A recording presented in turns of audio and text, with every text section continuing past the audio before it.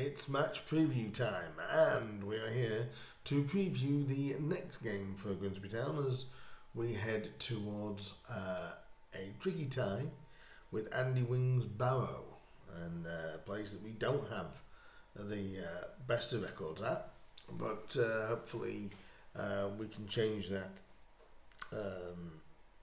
at the weekend. Obviously, it takes place on Saturday. I'm here to talk you through David Artell's pre-match thoughts, which took place yesterday, and of course a few facts and figures to all get you sort of all caught up with everything for Grimsby Town. Now, obviously, Grimsby. Well, first off, before we go into the preview, I will like to say congratulations to the ladies on again, which I mentioned in the video before. Congratulations on the ladies on the win on Sunday. Congratulations to them. I think it was a 3-0 win. Fantastic win for them over Notts County's ladies team. So it was a fantastic win for them. So well done to them. Going from strength to strength, the girls are absolutely fantastic. And as we move into this game with Barrow, obviously Grimsby coming off a 5-3 Virtue Trophy win over Evans under 21s. Man of the match was obviously Jamie Walker. I didn't actually make it to the game. I was kind of lucky because it was sort of very wet. But 404 people went to that game. Credit to people that did go to that, and I think it was about 12 or something of Everton supporters. Might have been family members of the kids, who knows. But it was a good win. Town played some good football on that day. But, when Jamie Walker, man of the match without that, 2 goals and 2 assists. Can't get more better than that. But we move now into league, the league priority. And injuries, not so bad. Not as bad as we thought. Jaden Sweeney obviously went down last weekend. You could hear the thud. And you could tell it was serious. Jaden looks like he's torn something in his shoulder, so he's going to be out for not too long according to Artell, but he's going to be out for a little while, and hopefully it's a speedy recovery for Jaden, because Jaden has been, I believe, a standout performer for us this season, and hopefully will not be out for too long. Artell says he probably won't be, but as we know, Artell he doesn't like to give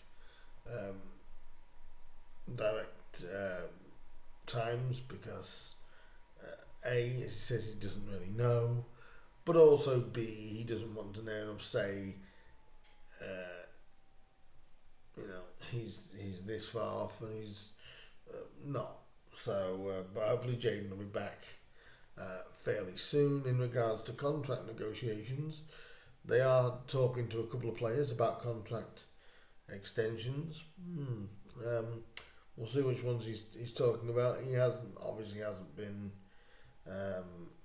concrete on who they are, and obviously he also said there that he didn't want to say, because he was asked how far down the line with negotiations or to agreements and that. He said, I don't really want to say that because he could say, oh, we're really, really close, and then it could be months down the line, and then people will be criticising to say that, well, you said we were close and it's happened, 3-4 months down the line. So they are talking to some players apparently. I don't know whether an offer's been made or something like that, but apparently talks are ongoing with certain players, so that's good. Obviously a breakdown as well during the interview with about Barrow, knowing how difficult Barrow are, and he was saying that they have an identity, or the building one. They definitely are under Andy Whing. He's a manager that, for me, he's a manager that I do respect. Coming from the likes of Solihull Moors, in the National League, thinking, well, would he be able to handle the stuff at Barrow? I think he's handled it really well. He's a good manager, and I think Barrow is going to be a very tough test for Grimsby on Saturday. I'm under no illusions that we're going to have to be at it. As simple as that, because Barrow will be a tricky little customer. But Andy Whing is a really good manager. I know that he was, before Matt Sadler got the job, I know that he was considered for the Walsall job, and he has been touted in the past for other Football League jobs before he left Solihull. So, he was a guy that, I'll be honest with you, before David Artell, I wouldn't have minded if we'd have took Andy Whing. He's got a good philosophy in the way he plays football. Similar to us, but obviously with differences. So it's going to be an interesting, I think it'll be a good football game as well between these two sides. Because we love to play our football and our patterns. Barrow have got their style, probably slightly more direct than us, but still a good brand of football by Barrow. So it'll be interesting to see how the two teams sort of match up. Another good thing to come out of injuries, at least, is Danny Rose had a bit of a problem with his foot. Apparently, he's fine. Got no tell he's fine. So it's all. It's not too bad on the injury front, and obviously Zach Gelzenon looks like, from what he said, he looks like he might, be edging closer to a start, because he was talking about, he's now played about 50 minutes or so, or of good intensity. Maybe now he's ready for 75 minutes. Well, the only way he's going to get 75 minutes really is if he starts the game, right? So that may be a change that is made at the weekend. We'll have to wait and see. But it's good to see that Zach is back on. And I have to admit, he did have a cracking game in midweek against Everton's under 21s. So the options are bound for Grimsby at the moment, and I think we should be pretty confident going into games. But again, with a game like this, place where we don't have a fantastic record, Barrow is always a tricky place for anyone to go. So if we look at some stats now for the game between the two sides, Barrow lie in 15th place. Grimsby are in the playoff places in 6th. 18 points for Barrow and 24 for Grimsby. Grimsby obviously 2 points off the top. And when you think about it, 5 points off 6 points off a playoff place for Barrow. They're not a million miles away, so that's showing you what sort of they've been on a great run, Barrow, as well lately. So you cannot fault that and take that away from them. But if we look at goals scored, though, there is a gulf in that. Barrow scored 13 times this campaign to 27 goals for Grimsby. I will tell you that I'm using the BBC Sport website. This is where I'm getting these facts and figures, which are really good to use, really. And there'll be a couple of stats in there that we'll look at as well during it. And if we look at it overall, we've conceded 18 goals. They've conceded 15. So they're not leaking goals, Barrow, so that could be a good.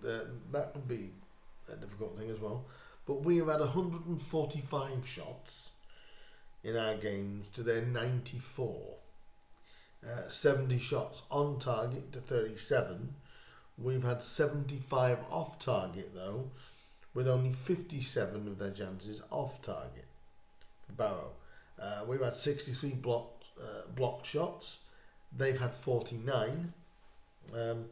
So Grimsby have the edge in a lot of those categories on the sort of chances created type things and shots on and off target. The pass accuracy, Grimsby are stronger in that regard. Barrow have a 68% passing accuracy to the Mariners' 75% pass accuracy. And to be exactly precise, 67.95 for Barrow and 75.24 for Grimsby Town. If you look at points gained and dropped from positions, so from points dropped from winning positions, the Mariners have lost 8, whereas Barrow have only lost twice. Lost 2 points when they've been behind.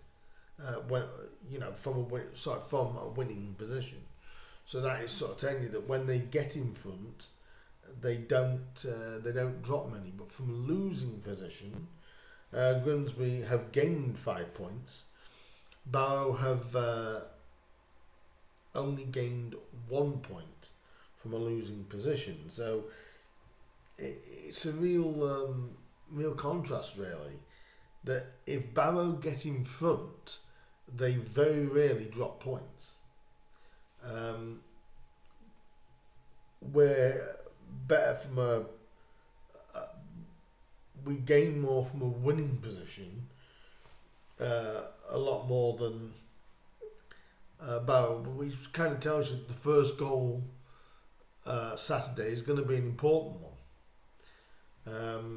If Grimsby can get in front, I think we could win this. If Barrow get in front, they can hold on to lead. So it's going to be an interesting contest in that regard. Who scores first? It could come down to this competition. If we look at the recent form of both sides, very good for both sides. The Mariners have won 3 of their last 5. Obviously 2 of their last 4 in the league.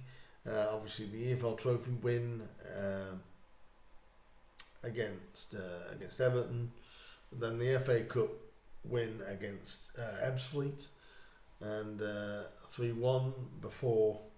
In fact, the last 3 games have all been cup games. Obviously the 5-0 loss to Brentford, but in the league, last time we played in the league, it was that 3-2 defeat to Crewe. Before that, the 1-0 against Gillingham. If you look at Barrow's form recently, now they have actually been in good form. They played in the FA Cup last weekend as well. Got a 2-0 win over Spennymoor. Nottingham Forest under 21s was dispatched 2-0. In the league, however, they have drew 2-2 with Barnet, won at league leaders Walsall, and got a 0-0 draw away at Oldham. So, they're on a pretty decent unbeaten run, Barrow, and as is proven, when they get the lead, they don't lose it all that often. So, like I said, key could be who gets the first goal as to where the points may end up. But I said that they're a good side, they're a dangerous side, If we look at the previous meetings, 16 previous meetings between the two sides, the Mariners actually hold an 8-4 ratio, a win ratio, and 4 draws. But obviously our record at Barrow is not that strong. If we look at the previous games in recent times, the Mariners have actually lost the last 3 games against Barrow, dating back to March of 2024, a 3-1 defeat at Barrow, losing at Bunlow Park in September, last September, 2-1 at Bunlow Park for Barrow there, and last time that we played Barrow, which was January of this year, it was a 3-0 defeat at Barrow. So, we don't have great recent against Barrow. I know a video was shared, I think it was on this day, in GTFC history. Last time that we won at Barrow was 2011. And that's that was in the National League days. That was our first season in the National League. And that just indicates how difficult of a team Barrow have been for Grimsby over the years, and especially as a Football League team, we haven't beaten them. So it just gives you that kind of indication of how difficult they really are. And if we look at a few other facts, which is given by the BBC Sport website, Barrow have won each of their last 3 Football League games against Grimsby, which I've already spoke about, as many victories as across their prior 13 meetings, with the Mariners combined drawing 2 and losing 8. Grimsby Town have only won 3 of their 17 away league games against Barrow, drawing 4 and losing 10, losing on each of their last 3 visits to Holker Street by a combined aggregate scoreline of 7-1. Having lost 6 of their first 8 league games this season, Barrow are now unbeaten in their last 6, winning 3 and drawing 3. And Grimsby Town have lost 2 of their last 3 league away games, winning 1, more than they had in their previous 13 on the road, which before that was win 6, drawing 6 and losing 1. So we've just lost our momentum a little bit on the road. But I think you go through that, where you can go through a real strong period away and then a not so strong period at home, and then you can go through a strong period at home and a not so strong period away. But usually Grimsby are a strong team, a good team away from home. But I think all facts, figures lead to going to be a very, very tough game.